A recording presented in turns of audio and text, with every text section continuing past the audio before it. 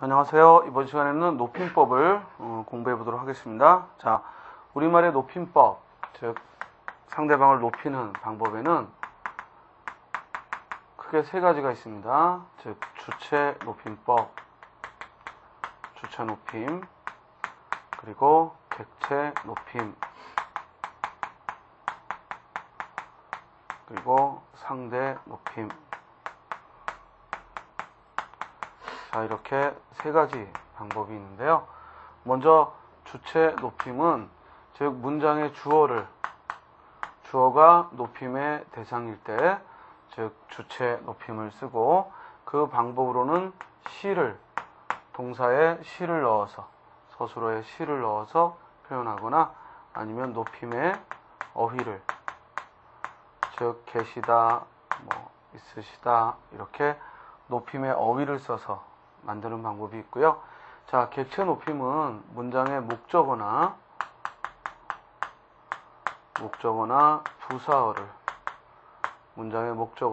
부사어를 높이는 것이고, 여기에는 즉 어휘 4개만, 딱 4개만 사용이 돼요. 그게 뭐냐면 들이다, 뵙다, 모시다, 그리고 여쭙다. 그래서 들이다, 뵙다, 모시다, 여쭙다, 이렇게 4개의 어휘 중에 하나가 사용되면 이는 객체 높임. 자, 상대 높임은 청자와의 관계를 말하는 것이고, 즉 청자와의 관계에 있어서 상대방을 높여야 할지 아니면 낮추어 표현해야 할지 이를 결정하는 것이 상대 높임입니다. 자, 먼저 즉 주체 높임부터 보겠는데요. 92쪽, 어머니 선생님께서 오십니다. 즉 오다에 시를 넣어 표기했고, 또 주격조사 가 대신에, 즉 선생님 이 대신에 깨서를 써서 표현했습니다. 자, 주의할 건 여기서 높임이 바르다 바르지 않다는 오다를 시를 넣었느냐의 여부가 관건이고, 선생님이라고 해도 허용한다고 했습니다. 또 선생님, 스님께서도 이 노래를 아시는군요. 즉 알다에 시를 넣어. 우리 리을 받침 들어가는 말은 뒤에 시로 시작하거나 또는 니은으로 시작하는 어미가 오면 리을이 탈락하니까 아르시는군요가 아니라 아시는군요. 스님, 제가 노래를 부르겠습니다. 자, 이때는 제가, 즉 내가 주어니까 겸손하게 제라고 표현했고, 부르시다가 아니라 부르겠습니다 라고 했죠. 다음, 주체 높임의 제약이라는 말은 일부러 주체 높임을 실현하지 않는 건데요. 특히 이 가정이나 사제지간에서, 즉 가정과 학교, 즉 부모 자식 간이나 사제지간에서 일부러, 즉 듣는 청자의 즉 상황을 고려하여 일부러 높이지 않는 걸 압존법이라고 해요. 압존법. 이 압존법은 반드시 가정이나 사제지간에서만 즉 적용이 됩니다. 할아버지 앞에서 아버지를 말할 때 할아버지, 아버지께서 오셨습니다 라고 하는 게 아니라 할아버지, 아버지가 왔습니다 라고 일부러 높이지 않는 겁니다. 왜냐하면 그 대상이 되는 아버지보다 할아버지가 더 윗사람이니까 일부러 높이지 않고 할아버지, 아버지가 왔습니다. 또 할아버지 맏형이 어머니에게 물어보았습니다 라고 해야죠. 여쭈셨습니다가 아니라 물어보았습니다. 자, 그리고 거기 B에 높임과 낮춤의 중화라는 말은 뭐냐면, 즉 일부러 우리 공적인, 객관적인 그런 글쓰기, 예를 들어 교과서에 역사적 글을 쓰거나 이런 객관적 글쓰기에서는 세종대왕이라고 해도 하셨다 하고 시를 쓰지 않고, 즉 세종대왕은 한글을 창제했다 하고, 즉 높임을 실시하지 않는다라는 겁니다. 그래서 어떤 대상을 객관적으로 진술할 때는 즉 중화적인 표현, 그래서 높임을 쓰지 않고 쓰게 되고, 이제 개인적으로 내가 세종을 존경한다거나 이렇게 개인적으로 일기를 쓸 때는 나는 세종이 한글을 창제하셔서 존경한다, 이렇게 시를 쓸 수 있죠. 자, 우리 높임법에서 그 상황을 잘 보고 표현을 해야 되는데, 철수야, 선생님께서 철수야. 그러면 말을 듣는 청자는 철수죠. 그리고 문장에서의 주어는 선생님이지. 선생님께서. 자, 근데 오다라는 말의 주어는 철수니까 오다라는 행동은 철수가 하니까 여기에 시를 넣으면 안 되고 대신 그 말을 즉 한 건 선생님이니까 오라신다 하고 즉 시를 뒤에 써야겠죠.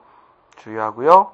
다음 간접 높임이라는 건 뭐냐면 즉 주체 높임은 주어를 높이는 건데 그 주어가 내가 즉 말하는 사람 그 말에서 높여야 될 그 사람이 아니라 그 사람과 관계된 것일 때. 자, 거기 밑줄 쳐볼까? 주체와 관련된 신체, 소유물 또는 어떤 생활의 조건 등을 들려줄 때 이럴 때 간접 높임을 써서 아버님께서 허리가 아프다가 아니라 아프다의 주어는 허리지만 아버지의 허리니까 아프시다 하고 시를 써야 돼.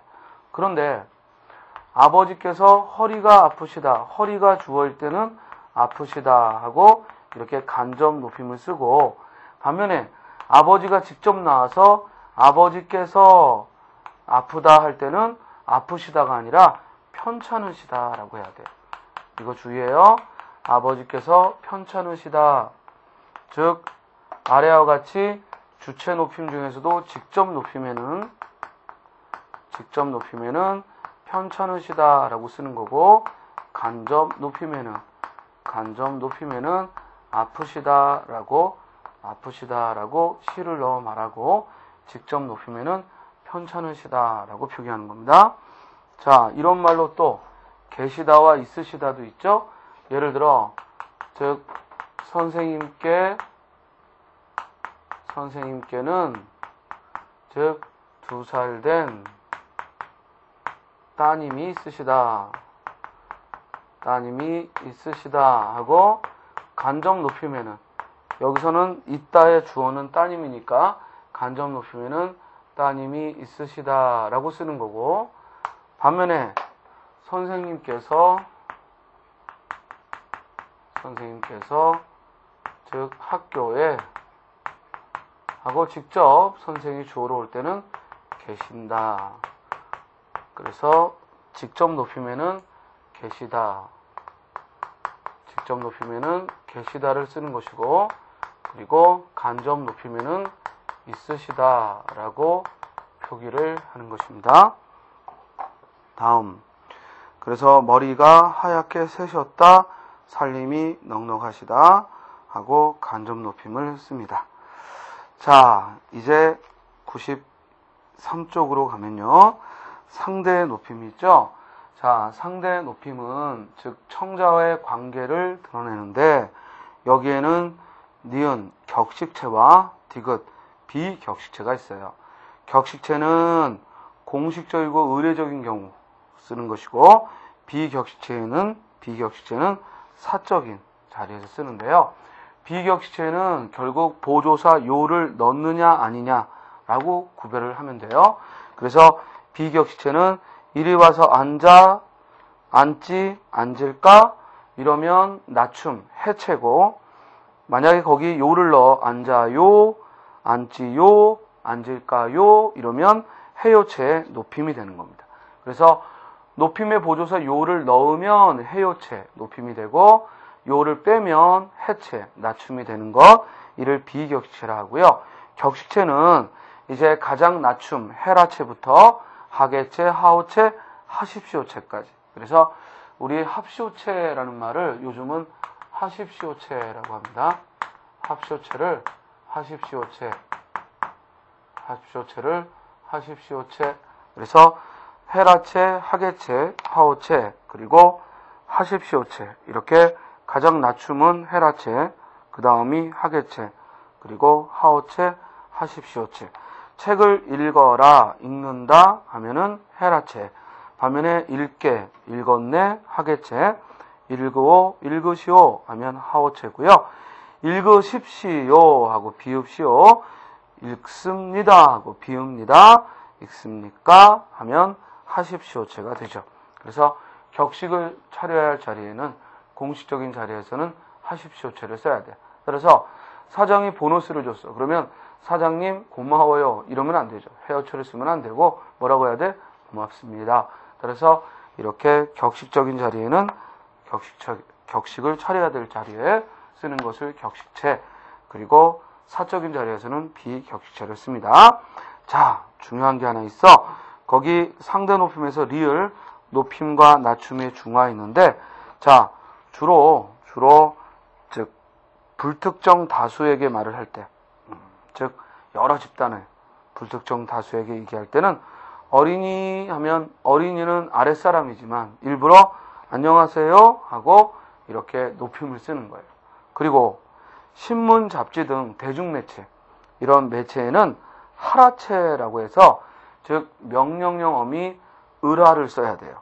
즉 표준말을 쓰라라고 해야지 써라 그러면 안 돼. 그래서 즉 대중매체에는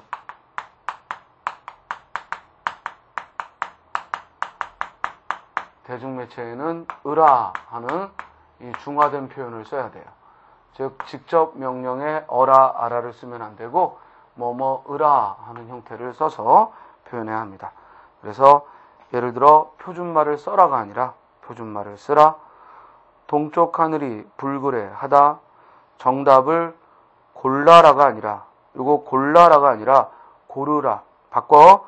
골라라가 아니라 뭐야? 고르라라고 표현을 하는 거죠. 자, 이제 객체 높임은 즉 아까 말씀드린 대로 4개의 어휘, 들이다, 뵙다, 모시다, 여쭙다, 그 4개의 어휘 중에 하나가 사용되면 객체 높임. 자, 94쪽 예문을 보면 아버지가 할아버지께 무언가를 드렸습니다. 드리다를 썼죠. 따라서 그 부사어 할아버지를 높이기 위해서고, 또 이것을 아버지께 드려라, 즉 부사어 아버지를 높여 주다라는 말 대신에 드리다. 또 어제 김 선생님을 만나 뵈었습니다. 김 선생님이라는 목적어에 만나 뵙다라고 쓴 거고요. 또 할머니를 데리고 오라가 아니라 모셔오느라, 즉 할머니라는 목적어를 높여 모시다라는 말을 썼어요. 또 그 문제는 아버님께 여쭈어보다, 물어보다가 아니라 여쭈어보다라고 해야 됩니다. 자, 거기 네모 박스에 높임말과 낮춤말이 나와 있어요. 자다라는 말이 예사말이면 높임은 주무시다죠. 조심해. 주무시다라고 해서 선어말어미 시를 쓴 게 아니라 우리말에 주무다라는 말은 없거든. 즉 높임의 어휘를 쓴 거야. 그러니까 무슨 말이냐면 높임을 표현하는데 이 낱말이 시를 써서 쓴 건지 아니면 높임의 어휘를 쓴 건지 이걸 구별을 해야 돼. 그래서 주무시다, 이는 높임의 어휘를 쓴 거지. 자다 대신에 돌아가시다. 자, 주의할 건 이 돌아가시다가 죽다라는 의미로 쓰였을 때 이것이 높임이죠. 그리고 죽다라는 의미로서는 돌아가다라는 말이 없죠. 그냥 댁으로 돌아가다, 그럴 때 돌아가시다는 댁으로 돌아갔다, 돌아가시다 이러면 그때는 시를 쓴 건데, 죽다라는 의미로서 돌아가시다를 쓰면 그때는 시를 넣은 게 아니라 높임의 어휘를 쓴 거다. 이해돼요?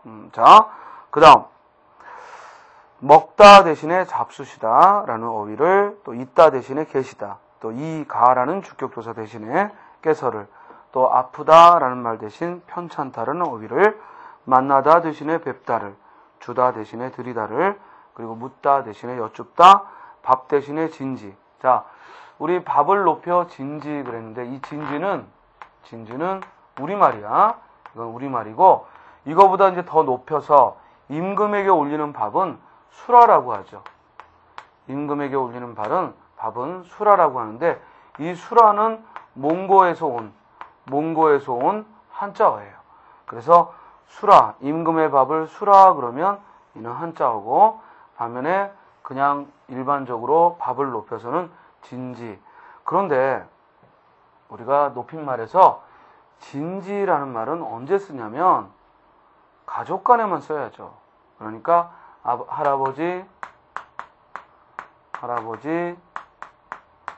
진지 드십시오. 이렇게 가족 간에 써야죠. 또 이걸 즉 사장님 진지 드십시오. 자, 사장에게 공손하게 하겠다는 그 마음은 알겠는데 이런 표현은 언어 예절에 어긋나죠. 그럼 뭐라고 해야 돼? 즉 사장님 점심 드십시오. 저녁 드십시오. 또는 점심 식사하십시오. 이렇게 해야지. 진지라는 말은 가족끼리만 쓰는 말입니다. 주의하고요. 자, 또 이 대신에 치아를. 사실 이는 우리말이고요. 그리고 치아는 한자어죠. 그런데 왜 한자어 치아가 더 높임인가? 이건 우리의 그 과거의 역사에서 우리말을 좀 하대하던 그런 역사의 흔적일 뿐이지 사실 한자어라고 꼭 높여야 될 이유는 없어요. 그러나 언어 습관이라는 걸 우리가 무시할 수 없으니까 결국 현행 언어 습관에서는 한자어를 높임으로 쓰고 우리말을 낮춤으로 쓰죠. 나이도 그러잖아. 나이가 몇이니? 할 때 나이는 낮춤이지만 연세가 몇이십니까? 할 때 한자어 연세는 높임이 되죠. 됐죠? 그리고 이빨이라는 말, 이를 가리켜서 이빨이라고 하는 말은 이건 짐승에게만 쓰는 거예요. 그러니까 사람에겐 쓰는 거 아닙니다. 즉 이빨이 아프다가 아니라 이가 아프다. 아이가 이빨이 났어요가 아니라 이가 났어요. 그리고 이제 집에서 키우는 뭐 애완견이나 이런 것들은 이빨이라고 쓰고 반면에 사람에게는 이 그리고 높임은 치아라고 합니다. 다음 집 대신에 댁이라는 말을 쓰죠. 스님 댁이 어디세요? 해야 되는데 요새 친구들은 스님 집이 어디예요? 이러는데 집은 즉 집의 높임인 댁이 어디세요? 라고 해야죠. 학교 대신에 상대방의 학교를 높여 귀교, 또 회사의 경우라면 귀사 이런 식으로 쓰고요. 말 대신에 말씀을 쓰는데 자 여기서 하나 조심할 게 있어. 즉 교장 선생님께서 말씀이 있으셨다. 이러면 이때 말씀은 말의 높임으로 쓴 거죠. 교장 선생님께서 말씀이 있으셨다. 말의 높임으로 쓴 거죠. 그런데 선생님 제가 드릴 말씀이 있습니다. 제가 드릴 말씀이 있습니다. 자, 이러면요. 선생님, 제가 드릴 말씀이 있습니다. 이러면 이때 말씀은 높임이 아니라 겸손함, 공손함이죠. 그래서 이 말씀이라는 낱말은 높임에도 쓸 수 있고요. 또 공손한 말에도 즉 쓸 수 있어. 그래서 높임법에도 쓰고 공손법에도 쓰는 거지. 즉 자신을 낮추어서도 쓰고 높여서도 쓸 수 있어요. 이렇게 이중으로 즉 두 가지로 모두 가능한 말이라는 거 주의하고 자, 술 대신에 약주라고 하고요. 동생 대신에 개씨. 그래서 우리 동생의 아내는 뭐라고 불러? 개수씨 혹은 재수씨라고 부르지. 자, 원고를 낮추어서 즉 낮추어서 졸고라고 하고 높이면 옥고라고 해요. 즉 어떤 사람 작가의 글을 높여 말할 때는 옥고라고 하고 자기가 쓴 글을 낮추어 말할 때는 졸고. 자, 데리다 대신에 모시다를 쓰고 그 다음 낮춤으로 나를 겸손하게 저, 우리 대신에 저희. 그런데 아버지 대신 애비, 어머니 대신 애미, 어멈. 이 어멈과 또 아비라는 말은 있는데 애비, 애미는 없는 말이에요. 애비, 애미는 없는 말이고 표준어는 아비, 어미. 이게 표준어고 애비, 애미 이런 말은 비표준어. 그죠? 그래서 애비, 애미는 비표준어. 자, 아들 대신에 아들놈 그러는데 요새는 이런 말 안 쓰고 자기 아들을 낮춰서는 가돈 이런 말, 또 여자 딸에게는 가식 이런 말을 쓰고요. 남의 아들, 딸을 높여서는 영식, 영랑 또 영애. 그래서 남의 집 아들을 높여서는 영식, 영랑, 딸을 높여서는 영애라는 말을 써요. 자, 말 대신에 말씀, 본사 대신에 패사, 원고 대신에 졸고.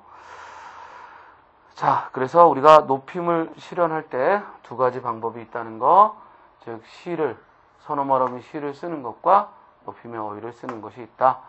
그리고 객체 높임은 네 개의 어휘, 그죠? 들이다, 뱉다, 모시다, 여쭙다를 쓰고, 상대 높임은 청자의 관계에 따라서, 즉 공식적인 자리에 쓰는 격식체와 비공식적인 자리에 쓰는 비격식체. 자, 높임을 이렇게 문법적으로 정리하고요. 보다 자세한 것은 뒤에요. 올바른 문장 쓰기에서 또 한 번 연습을 할 겁니다. 자, 여기까지 우리가 문법 요소와 기능, 즉 그 중에서도 사동, 피동, 그리고 부정, 그리고 높임까지 봤고요. 이제 우리 문법의 마지막 부분, 의미론을, 즉 그래서 의미의 관계, 의미의 종류, 또 어휘 관계 등을 살펴보도록 하겠습니다. 예, 수고하셨습니다.